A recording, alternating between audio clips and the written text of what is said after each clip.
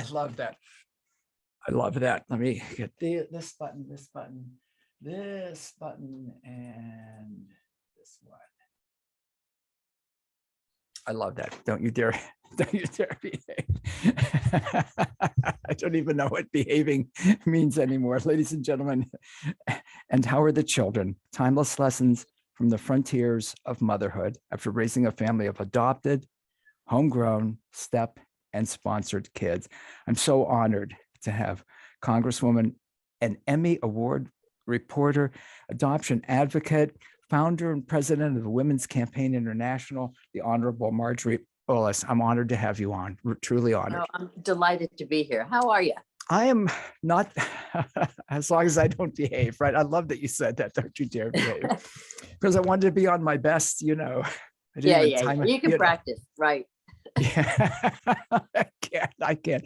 To talk to you about your background is so fascinating. Tell us about yourself, if you would. Well, I guess honestly, I'm gonna come closer to today, because I think okay, that's yeah. No, I mean, the thing that has made me most I guess satisfied. I adopted 2 kids before I got married.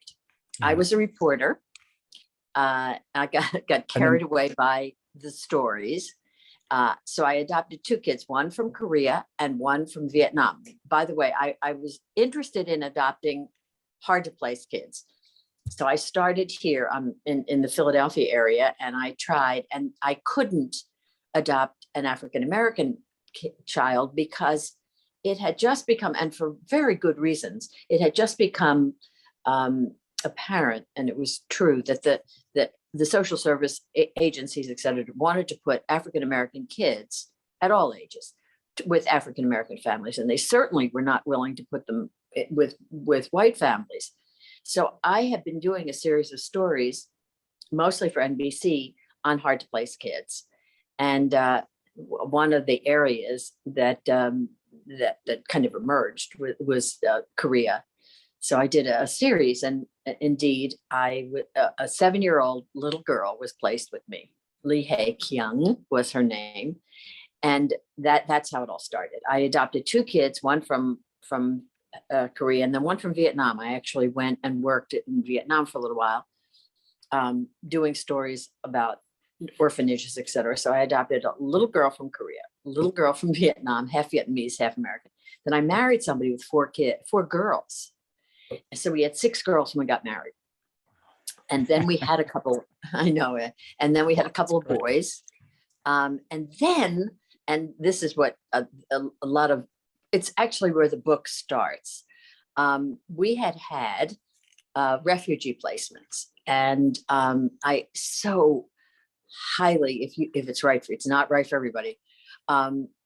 It was an amazing experience. We were in Washington. My husband at the time was in Congress, and we had refugee placements, 6 months, 2 years. That was the span. We moved back to the Pennsylvania, Philadelphia area, and we were called and asked if we wanted to take a refugee family. It was a woman and her little boy. Her little boy was 4 years old, Vu, and he was just a gem. Within about 6 months, they called and they said, there are 2 nephews. Would you take the nephews? They were teenagers. Wow. We said yes. And then in several years, they found her husband. He was in an education camp in Vietnam. So it wasn't just a woman and a little boy. It was a family of 5, and they lived with us for 25 years. It's a really, I mean, they were amazing. Now, Vu, who was the little boy, is an anesthesiologist now. That's great. And it is. I mean, I tell Beautiful. you this because there was it was a lot of craziness. But if you say to me, tell me about your life, that's really where I go. And because of Beautiful. that, I ran for Congress. I was the head of our delegation for the Beijing conference. And then I started an organization called Women's Campaign International.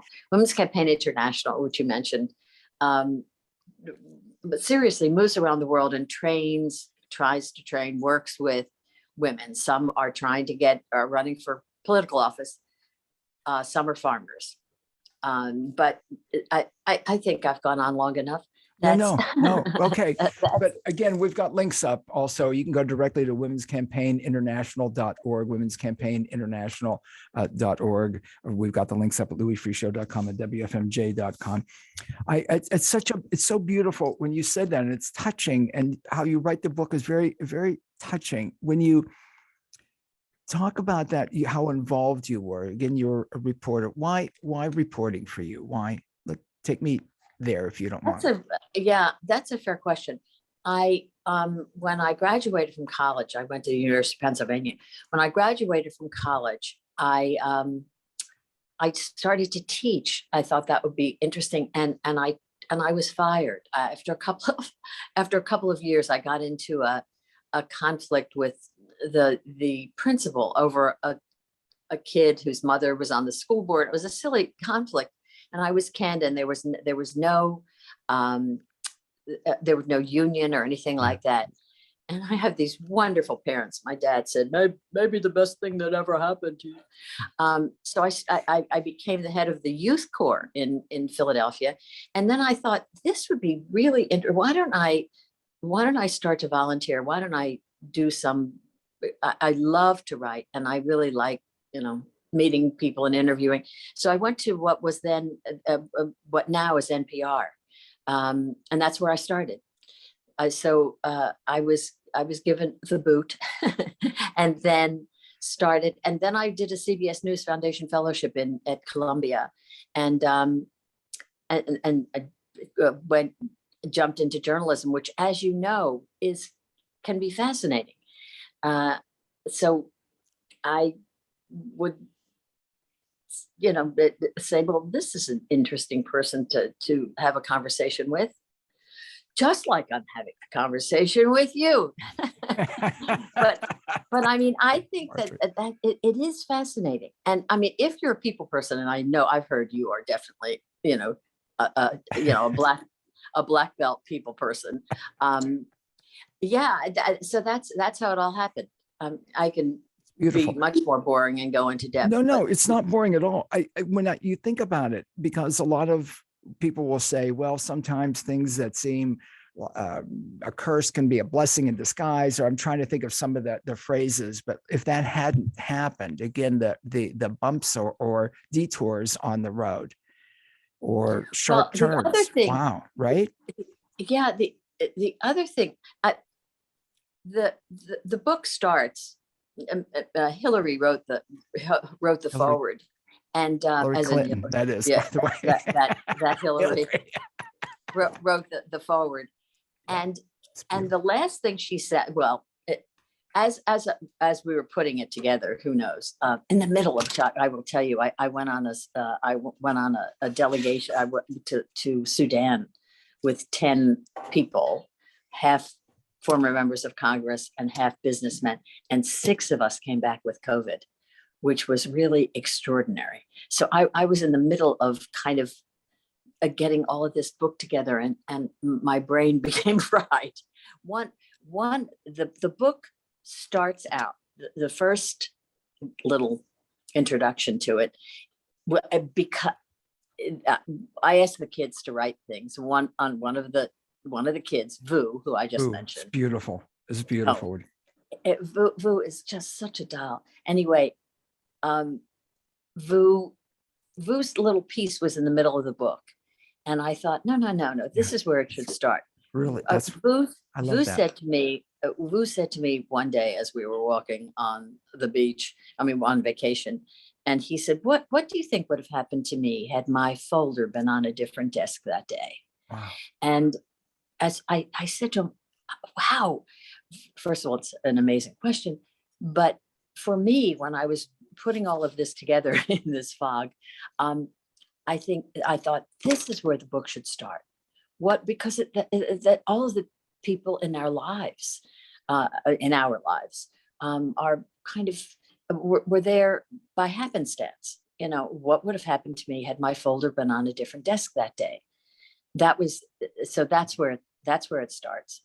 And it's beautiful. Losing a Country, Finding a Family, your chapter 1. But I've got to go a little bit earlier in the dedication of the book. And I love the book. And How Are the Children? Timeless Lessons from the Frontiers of Motherhood After Raising a Family of Adopted, Homegrown, Step, and Sponsored Kids. The Honorable is my guest. You're listening to Louis B. Free Radio Show, Brain Food from the Heartland. I love that you wrote the dedication to my parents, Herbert and Mildred, who always allowed me to express myself and take chances. I've got to say, and no one's going to see this, but you're going to see me put on rabbit ears. When you talked about, I'm a big rabbit fan. Your dad, I love that. I love that you put this in the dedication. Hilarious, and his love of carrots earned him the nickname Herbert the Hare. I love that. I love you. I've got lots of rabbit ears here. I've got oh my gosh. I've got them on the wall. I've got them. Herbert the Hare. That's so beautiful about your parents and what you said. They were great. I mean, my dad was always the person at family events that everybody wanted to sit next to because he was such a scream. And he wasn't a jokes. He didn't tell jokes. He was just plain funny. And let's back up a little bit. The title of the book is "And How Are the Children?" And when I've been doing a lot of trainings and moving around with women leaders all around the world, and when I was with Maasai warriors, they don't say "How are you?" They say "And how are the children?" And so that's where the title of the book comes from. And that was beautiful. Read that in the book. And again, it's an absolutely beautiful book. There's something else that I want to touch on. And I love your part 1, where you start the chapter, Building a Family. I was going to read it. Would you mind reading those 2 paragraphs? Tell me where they are. The part 1, just before page 1. Oh, good. Just before chapter 1. Yeah. It's just before. It's the page before. I guess it would be page 0, right? Just before page 1, where right before we were talking about. I really believe that giving birth is only a part. Yes, please, if you don't mind. Sure. No. I really believe that giving birth is only a part of motherhood and certainly not a requirement. Mothering is caring. It's nurturing and holding a child lightly until you let that child go. And believe me, that is such a challenge. Caring means giving your children the strength so that they can enter life and fulfill their potential. When I look at my children, I think they are only mine for a short period of time. The day will come when they will leave. Mothering means letting go and watching your children as they become happily, sadly, as they become. But we never completely let go. I just switch gears and become sensitive to their lives. So beautiful. Did that just come to you? I hope you don't mind, but putting that together, those 2 paragraphs, because I read them a few times because the impact. That was a really hard one to do, actually, because when my kids call, and they are, as you can well imagine, very different from one another, wonderful, but very different. And they call and they say things that need, like strong opinions. And I have a tendency to say, that's good. Or they'll call with the name of a child that is, I will think, what in the world made you pick that name? And I'll say, oh, that's great. Yeah, I mean, or not, I'll say, that's, what, how did you get there? As opposed to saying, really? Yeah.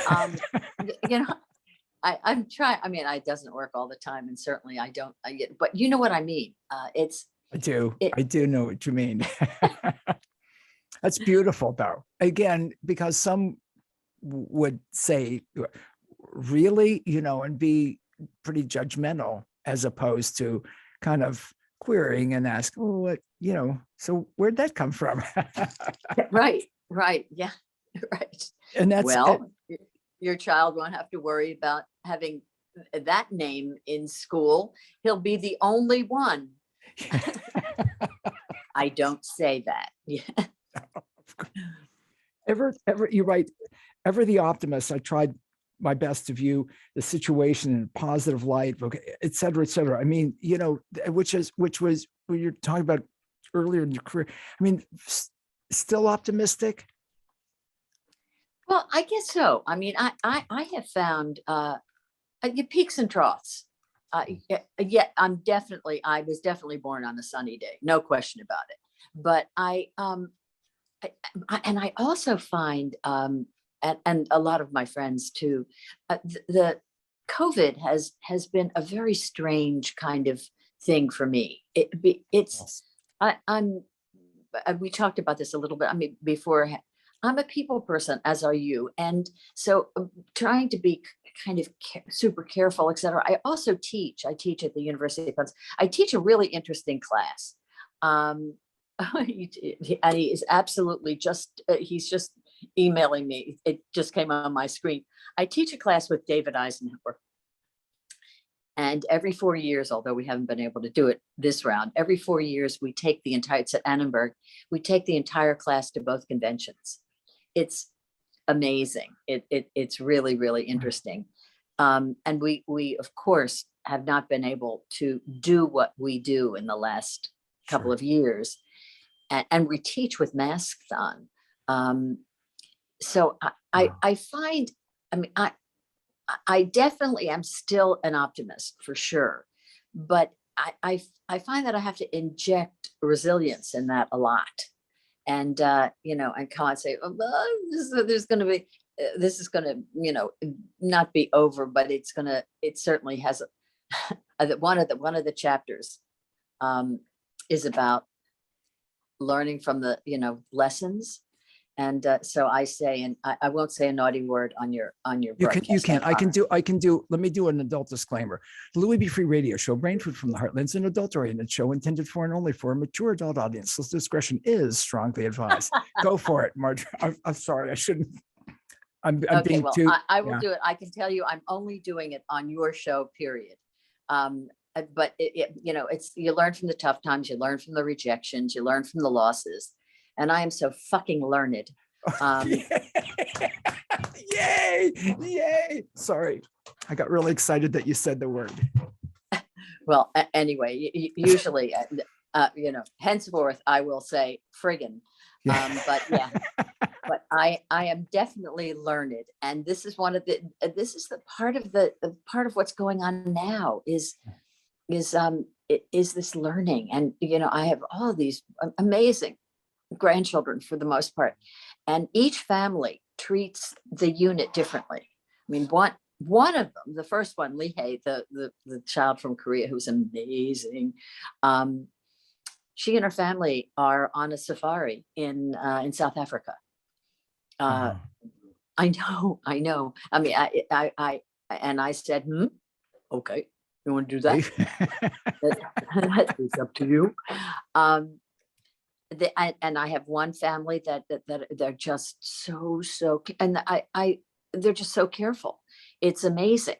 I really and then one Vu's family is kind of both. They have 3 kids, and he's, as I said, he is an anesthesiologist. But they all range, and so I just try and listen carefully and fit in. That's beautiful, though. That is, and I'm so honored that you said what you said on the show. That's great. That didn't take much, Louis.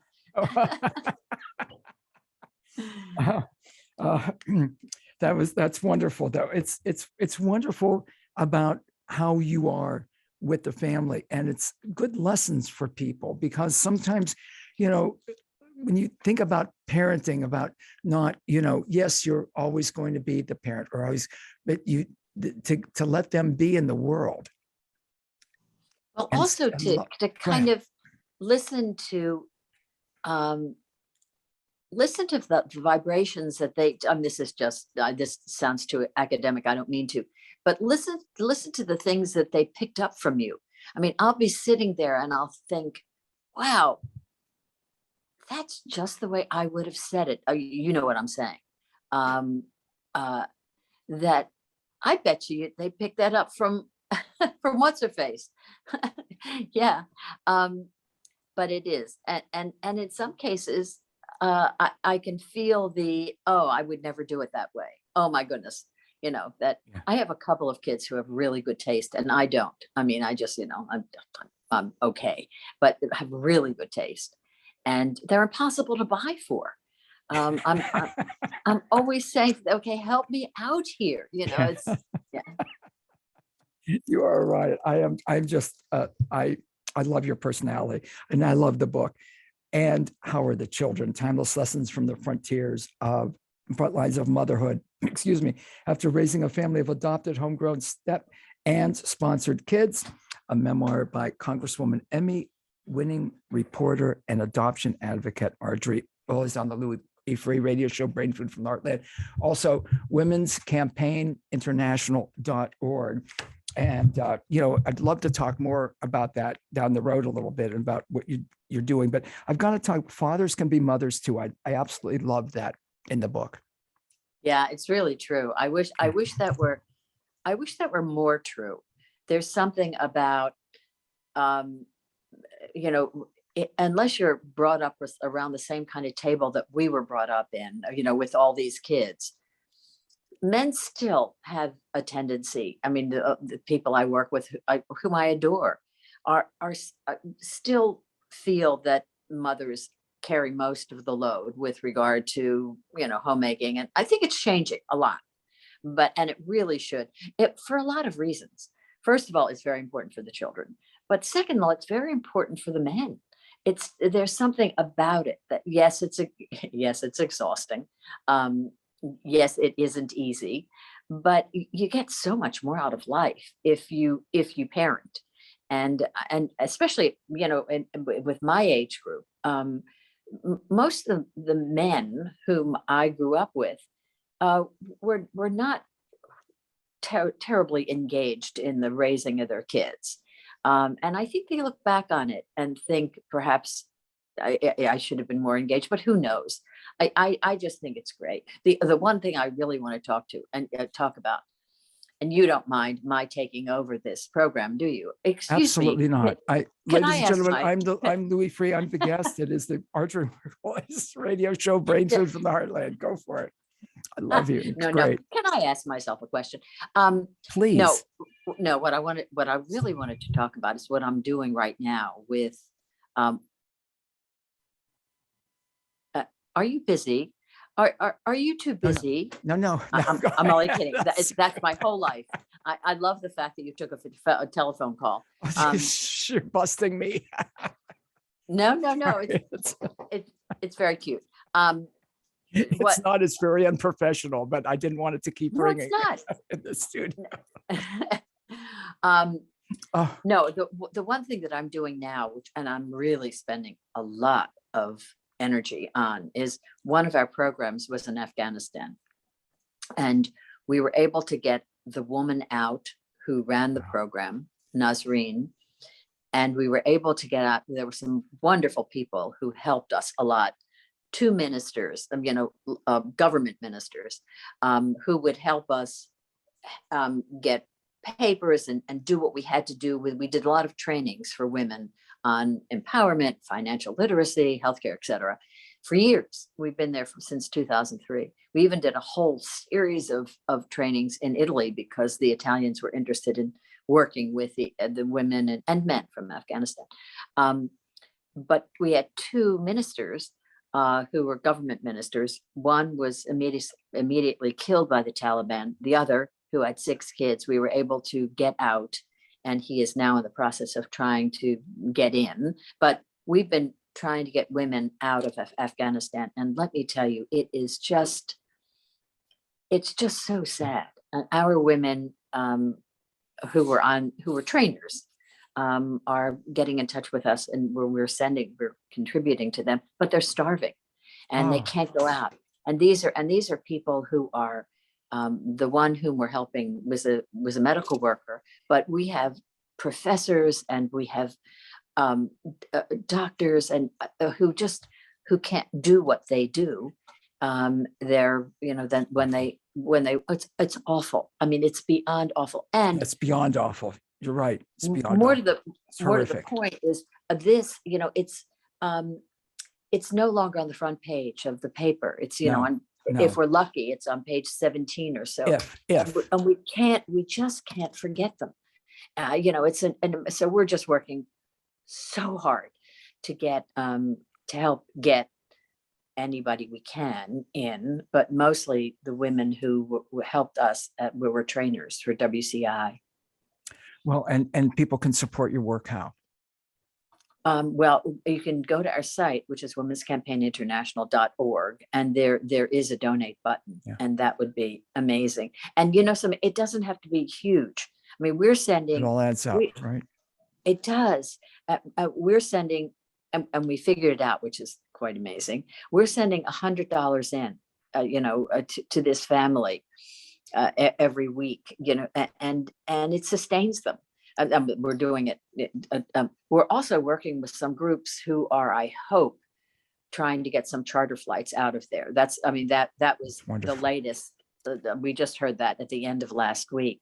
So yes, but it's so sad, and it's so absolutely exhausting. It's got to be. Again, I just when I think about how the news is these days, and just how quickly things fade from that, and that's an ongoing, as you know better certainly than all of us, how tragic the situation is. And if people we were in Sudan recently. I mentioned this earlier, and that is totally falling apart. Yesterday. Yes. I got one of the women there. One of the women, interestingly, this is not the woman who's sending me this stuff.